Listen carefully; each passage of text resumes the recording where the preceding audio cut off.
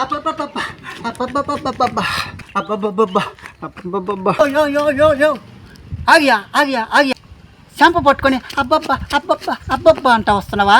ఏయ్ అంతా నీలాంటి వాళ్ళు వల్లేరా, నాలాంటి వాళ్ళ వల్ల. ఏదో ఒకటి ఎక్క పెడతారో నా నోరు గుమ్మడదు, ఏదో ఒకటి అడుగుతాను తన్నాలు తినేసి వస్తాను. ఏం జరిగిందియా? ఆడవాళ్ళ కాడ తన్న తినేసి వస్తుండా. ఆడవాళ్ళ కాడా? అవును ఆడవాళ్ళ కాడే. మన ఊరికి వద్దామని సత్యేడు బస్ స్టాండ్లో ఉండేనా. ఏమో ఆడవాళ్ళ సంకకి బ్యాగు చేతికి ఫోను, ఫ్రీ బస్ ఎప్పుడు వస్తుందా అని ఎదురు చూస్తూ ఉన్నారు. ఒకటి గప్ప నా పక్కకు వచ్చా, నోను ఫ్రీ బస్సు వదిలినాక ఈ ఆడవాళ్ళు జోరు ఎట్టున్నది అన్నాడు. నా నోరు గుమ్మ ఉంటుందా? గుమ్మ ఉండకుండా నేనా?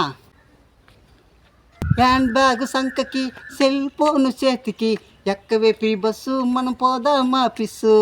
హ్యాండ్ బ్యాగ్ సంకకి సెల్ ఫోన్ చేతికి ఎక్కవే ఫ్రీ బస్సు మనం పోదాం ఆఫీసు అన్నా. అంతే చంప చల్లనింది. శ్రీదేవి కనబడింది. కళ్ళు తెరిచి చూస్తే 3 అడుగులు పొడుగు 2.5 మీటర్ ఎడల్పు ఉన్నది ఒక ఆమె.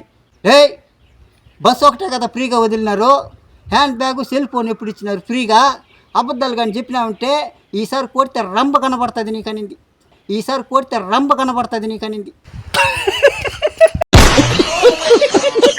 మన తంగపూర్ ఛానల్ని సబ్స్క్రైబ్ చేసుకోండి, లైక్ చేసుకోండి, షేర్ చేసుకోండి ఫ్రెండ్స్.